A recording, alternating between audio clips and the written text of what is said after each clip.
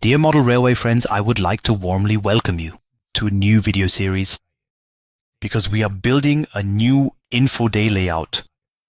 An info day layout is really nothing more than a test layout that we keep in a very compact form for our info days or other events, and on which we can present everything that is important for digital operation. In my opinion, this is also very interesting for you because you have to start somewhere with digital control. So if your long-term goal is to build a layout that is more or less digital and runs automatically, then you have to get your information from somewhere and gather your own experience. And that's always ideal. And that's also what I always recommend at the info days, that you first start with a test environment. And this layout, this test layout, this Infotax test layout is the ideal starting point because I have made all the necessary preparations there to be able to implement digital operation and automatic operation on a large layout, but of course in a very compact scale. And we would like to invite you to take this step together with us, because then you might even be able to set up the layout at home for testing purposes. And you can also try out all the automatic features, push them to their limits, and gather the experience that you can later incorporate into building your large layout. So we wish you lots of fun with the first step. And of course, the first step is planning the layout. This video is quite detailed, but still very important because of the information we would like to share with you. Before I start building the test layout, the first thing I need to do is clarify the basic conditions for the layout. The first step is to determine how large the layout can be. In other words, my layout needs to be transportable in a vehicle. That's why the size is somewhat limited here as well. In the second step, I then create a track on this board size, so to speak, on which as much as possible can happen. In the third step, I then set the S88 contacts in the existing track, so to speak. In my case, these would be contact tracks which are the basis for being able to implement automatic operation here. In the fourth step, the very first thing I want to do is set up a block. Implement the signals in my track plan, so that in the fifth step I can also place a small station somewhere. And there accordingly, I could implement a train change. And in the sixth step, of course, I want to set up a simple shuttle operation on a branch line, or perhaps in the seventh step, a somewhat more extensive shuttle operation. And all of this on the layout should ultimately also work with braking modules. Before I can start building the layout, I first have to plan it out properly. And for this, the Märklin Track 60524 is perfectly suited. With this software, I can plan out all the track gauges that Märklin offers, and then accordingly implement them. For me, it is of course extremely important at this point that the dimensions of the layout fit, because my layout has to be transportable by car. That's why this layout can't be longer than 1.69 meters by 96 centimeters. And these dimensions are the first thing I enter into the software. To do this, we go to Insert, and in the Insert tab, we also find the option to set at the edge of the board. Alternatively, I can also draw in base plates here. First, I click on that, and then I have the option to select different basic shapes here. There is the rectangle shape, an L shape, a second L shape, and also a U shape that I can use to draw a base plate here. In our case, it's a simple rectangle. And I see here that there is a dimension A and a dimension B. And I just need to enter those here. And with that, I have now defined a base plate. In my case, as I just mentioned, the layout must not exceed the dimension A, which must not be larger than 96 centimeters, and dimension B must not be larger than 169 centimeters. I've entered that now, and voila, here is my base plate on which I can plan my layout. Before I start with the tracks, I'll quickly explain something to you. Here is the left section of the software. This is, of course, one of the most important areas. Here you'll find all the track construction elements we need to create the track. In the first section, which is also pre-selected here, we naturally have straight tracks. In the second section, we then find the curved tracks, in other words, the radii. In the third section, we then find the crossings and switches. In the fourth section, of course, we find turntables, track contacts, and all other components that might be necessary for the layout. Then, of course, we have various accessories here that you could use, or also symbols here that should generally be used in layout construction. Alternatively, if you want, you can add all the digital devices here as well. Alright, we always start here with a straight track. That's how I usually do it, so that I have a good starting point here. I start with the 24172. That's our straight track, of course. So you can always see the exact dimensions of the track here as well. And now I can insert it onto my board using drag and drop.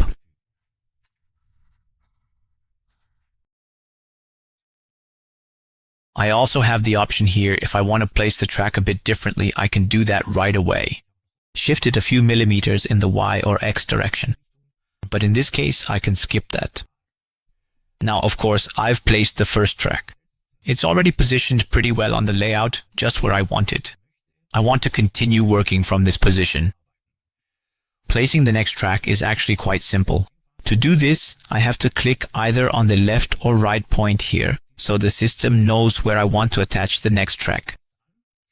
In this case, I chose the right side, and I want to place another 24172 here. To do that, I simply double-click on this yellow circle, and just like that, the new track is there. Now I want to continue working on this side again, but in this case, I'd like to use a slightly longer track. In this example, that would be the 24198, for instance. I select it first and then double-click on it. And then, of course, this track appears here accordingly. I want to do exactly the same thing on the other side of this small straight section. So I also click here and select the 2488. This way, I've already chosen a very nice, small, straight section. In the next step, I'd like to start working with the curves here. In this case, our curved turnouts are, of course, perfect for the job. This allows me to ensure that I can switch from one track to another while still saving a lot of space. For this, our curved turnouts are, of course, ideal. In this case, we'll naturally start with the first radius. To do this, I go to radius preselection here, and I'd like to set the first radius. That means radius 1, 130 degrees. I've set that accordingly here.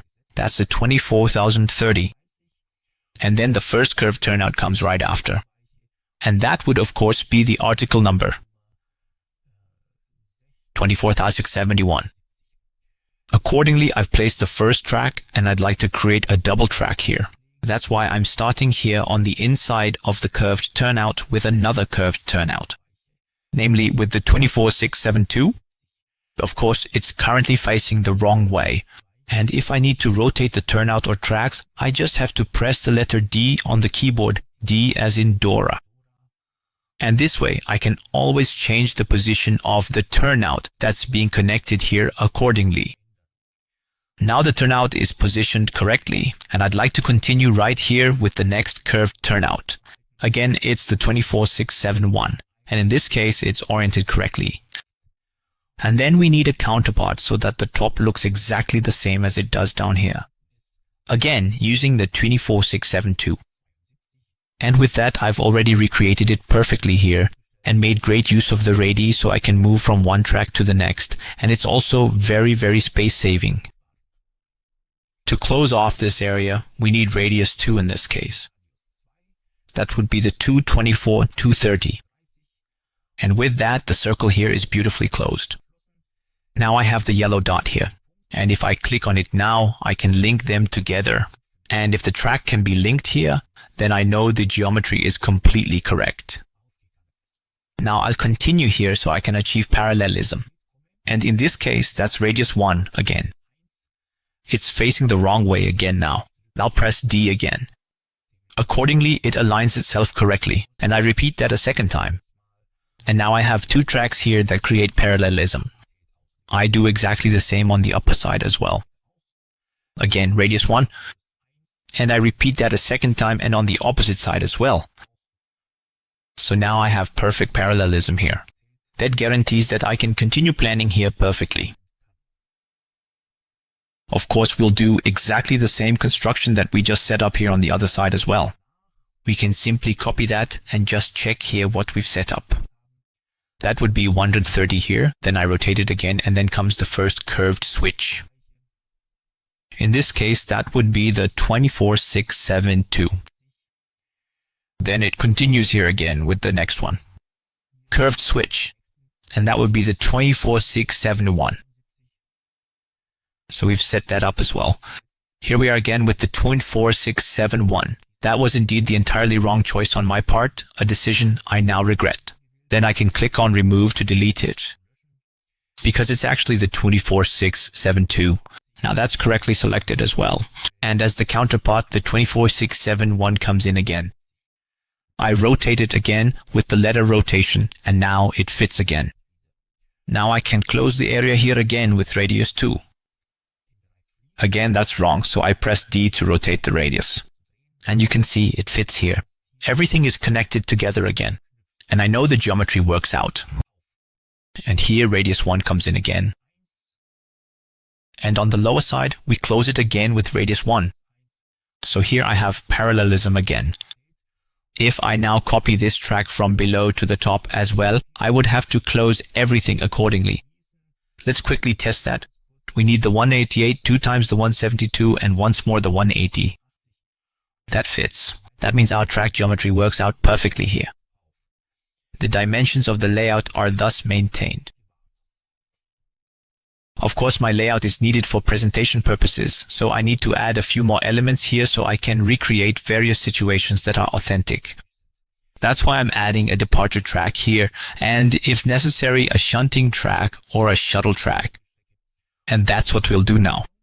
So we'll continue here with the 24612 turnout. And then I continue here on the straight section and can use the information I already have from the opposing track. That means if I insert 102 by 172 here, I already have parallel tracks. And at this point there will be another turnout, in this case the 2611. Of course it needs to be rotated with the letter D. And now I can close off this section here. And for that, of course, we use a very special track, namely the 24224. This is the compensating piece for the turnout. To do this, I select the section again and click twice, or rather change the direction again, on the 24224. And of course, I can link it here again. That way, I know the geometry works out in this case. And now I just need to close this off here. And of course, that's another parallel track. That means I can use the 130 twice again here.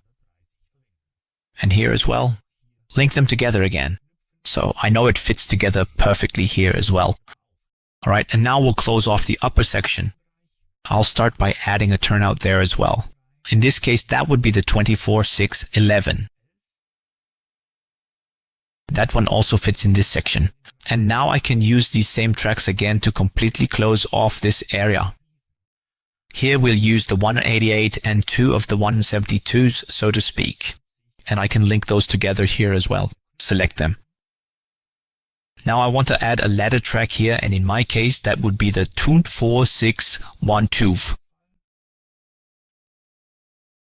That one fits too, and then I'll continue right here with a double slip switch. That would be the 24624. And I still need to rotate it with the letter. Rotate it. That's how it needs to be positioned here accordingly. And at the lower end of the double slip switch, the next switch is already coming up. And that would also be the 24612 again. And this one also fits now with the position, and I'll just fill up the space with various tracks and the corresponding bumpers. In this case, I'm using the 24172 here, the straight piece. Then we'll continue right away with another 172 and then a small compensating piece, 40. 24177, and at the end comes the bumper 977, and that fits perfectly here. So I can leave it just like that. Here, I'd like to set up a shuttle track, and in my case, I want to use ready-made contact tracks. And in this case, I'll continue working with the 188 track for now. And now comes the first contact piece. For that, of course, I need to go to the symbol where the turntables, switch tracks, and so on are located. They're placed there. And that's where we find the 24995. There are always two pieces of those. In this case, the first one appears for now. Of course, that one is extended a bit with the straight piece 94. and then the contact is completed here, again with the 995. So from here to this area is a contact track. And we finish the whole thing off with a buffer stop. On the opposite side, we start right away with the contact track, so 1995. Then it's balanced out again with a short piece, and then we continue right away with the contact piece. And finally, the buffer stop is used here again. So we've defined this area accordingly as well. In this area, we just use a small, or rather, the long straight piece with a buffer stop, and in that area, it continues accordingly with the 188. I think there's still room for a nice little track, like the 94, for example. And here as well, the buffer stop, and so in my case, the space is used perfectly. There are no yellow dots anywhere, which means all points are connected to each other. And ultimately, that also means for me that the track geometry works out completely here. And as we can see, we've naturally stayed within the frame. That means the 169 symmetros were not exceeded anywhere, and the 96 symmetros were also not exceeded anywhere. And accordingly, I can adopt the track like this and build my layout. Here, I can implement everything I need. Insert block sections. I can simulate a train change at the station here. And in the shunting area, I can also plan for shuttle operation or even a somewhat more extensive shuttle operation. After we have created the track, we need to save it accordingly, because we still have a lot planned with it. To do this, we go to File, and there I can select Save As. I can choose a location where the layout should be saved. For example, on my desktop, and there I create a new folder. And it should then be called Test Layout accordingly. And then I go into it and create another new folder here as well. And this one should then, so to speak, be called Track. I will also go into that as well, and then finally save the tests there. This is the layout, which is quite important. This way, the track is saved and I can continue working with it accordingly. Furthermore, there's something really nice you can do here in this type of program. Namely, if I click on File again, I can create a parts list of my current track. I'll do that here now, and then I see a complete shopping list of all the Märklin tracks I need to implement the track accordingly. So, a very helpful feature. Now, based on my track, I want to create a second plan, which is very important for planning and building the layout, namely my S88 contacts. I should take care of that before I even screw down a single track permanently. On the layout, I need to think about where exactly these should be used. Because later on, it's always a hassle to unscrew and screw the tracks back in and to solder the cables, or to pull them through the layout accordingly. So it would be very advantageous if we did proper planning of the S88 contacts in advance. In my case, I will be using only S88 contact tracks. And of course, it's important to know that the minimum length of an S88 contact track on a Märklin track layout should always correspond to the longest car. So to put it simply, the length of 2 tracks is roughly the minimum size for a contact track. It can certainly be longer here. In my case, I would like to position 3 blocks on the outer loop so that I can have 2 trains running independently on 3 blocks without them being able to collide. And as I said, I want to monitor pretty much everything on this outer loop accordingly. This way, for example, if a car derails or becomes uncoupled, there won't be a rear-end collision. That's why everything needs to be monitored.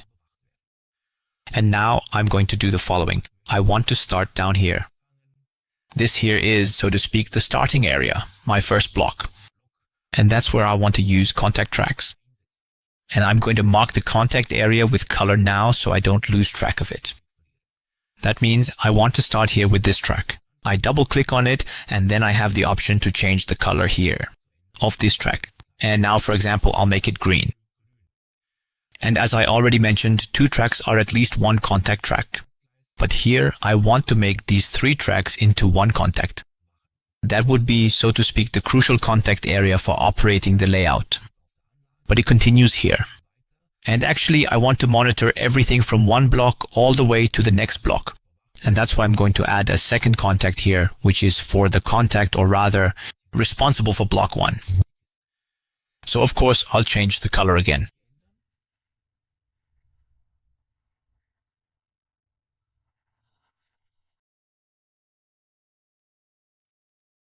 And now I have my first block here with 2 contacts. Equipped like this, I basically have complete monitoring over this area. So nothing can happen here without me noticing it. And now I know that block 1, or rather contact 1, starts here and ends here. And accordingly it continues here with the second contact. And now of course I can click on the track where the contact starts. And then I can right click here and say an insulation needs to go in here. There are 2 types of insulation for the Märklin counting track. Namely, I could insulate the center rail, but I don't need to do that with the contact track. With the contact track, I only need to insulate either the inner or the outer rail from the ground. And in this case, I select insulate the lower rail. And so this area down here is now insulated accordingly. And it starts here and of course ends here again. And here as well, the so-called insulation is placed underneath. And with that, I've created the first contact track.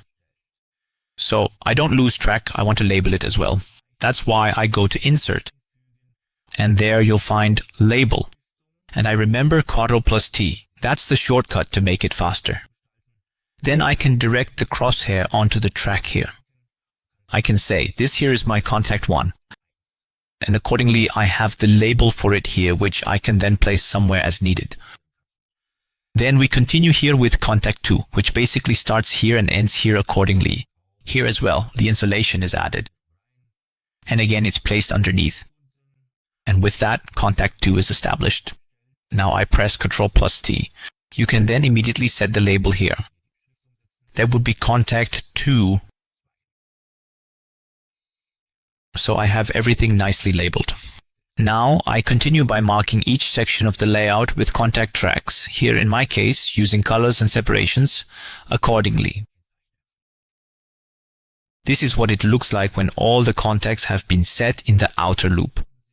This way I can monitor everything precisely on the outer loop. And accordingly I can implement various block operations here. The only thing that unfortunately cannot be monitored are the switches. Unfortunately, they are excluded as contact tracks.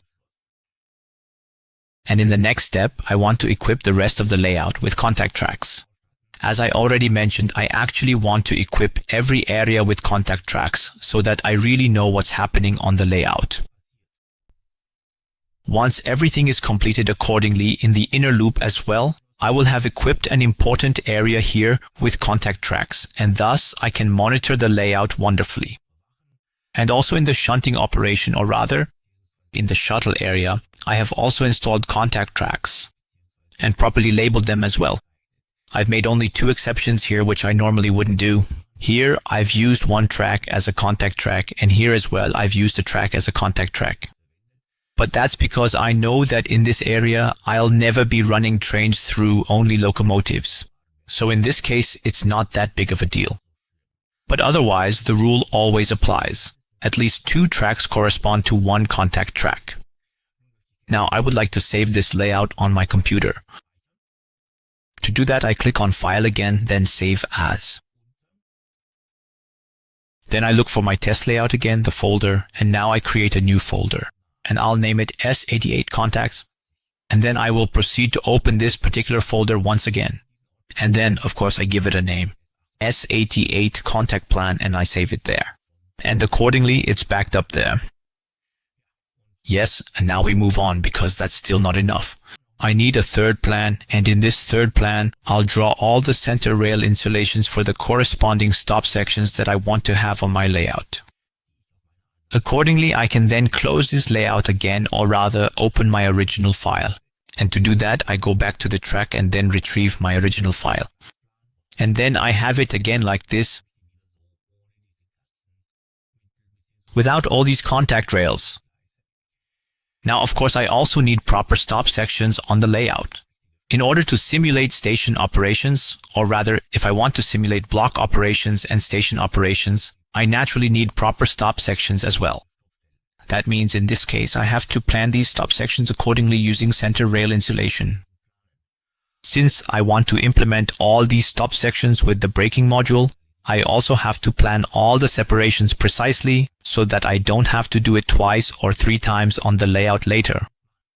Before we draw in the stop sections here, we will of course first place the signals. This will of course help us a lot when it comes to carrying out the corresponding insulation. And for that, for example, I go here to Electrical and Digital Devices. Once I'm there, if I click on it, I get to all the Märklin digital modules, including the signals, among others. And there, I select a standard block signal. Here we have it, exactly the right one, the 76491. And now I'll distribute them on my track at the right spots. One goes here, then I'd like to have the second one here. Then I'd like to have the third one up here, roughly. Then I'd like to have the fourth one here. And finally, the last one here in this area. So now I can plan the corresponding stop sections, that is the insulation points. And I do that with my braking module. But if we take a close look at the braking module now, we can see that up here on output 3, there are areas that also need to be implemented accordingly in the braking section. Namely, the first thing we have here is the sensor area. That means this is the transition area from normal operation to the stop section. The yellow area then corresponds to the braking section. Then the length of the braking section can be set individually.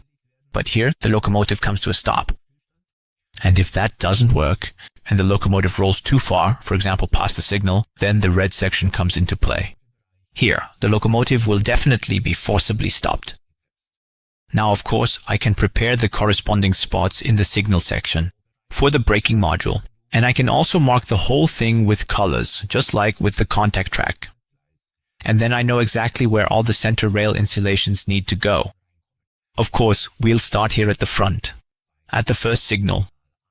And there, as I already mentioned, I have the first section behind the signal. That has to be the emergency stop, and it will be marked in red. So, and then I can select the next 2 sections here accordingly. These 2 tracks will be my braking section. Then I can click on them and change the color accordingly, namely yellow, just like on the braking module. Yes, and finally the transition section, which is located here, will also be marked green, just like on the braking module. And with that, I have included all the sections necessary for the braking module here as well.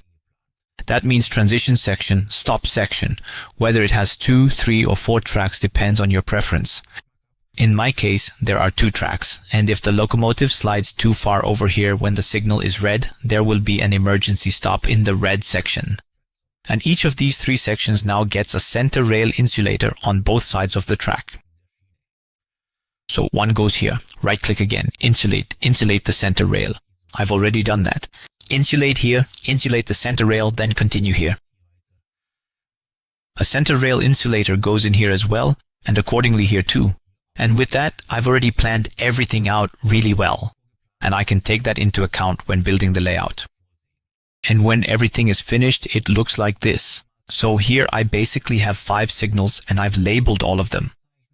And every signal that has a braking module also has these colored sections with the corresponding insulators. And except for signal 5, every signal has a braking module. I also had to use the turnout here accordingly as a transition area, and also as an emergency stop. You can do it that way. Just don't forget to insulate the entire turnout at the exit section as well. So, when that's done, I want to save it accordingly. To do that, I go to File, Save As. Then I go up 1 level again, and then I create a new folder here again. And it's called, so to speak, SIG. For example, signal areas. And then I can label the test layout here with signals. And with that, I've created 3 plans that I will always use from now on when I plan or build my layout. And that way, I don't have to handle everything twice. Instead, when that section is implemented, I check, what does the track look like? Is a contact track going in there? Or do I need to insulate the center rail for the corresponding stop section? This way, I'm ideally prepared and can then start building the layout. And so we've practically planned out the entire layout and have now created all the important aspects as tracks. That means I have the track, we have the corresponding contact tracks, that we want to use. And of course, we've also planned out the stop sections. By the way, you can also find the plan in the info box below this video as a download. This way you can download it, print it out, and immediately start building accordingly.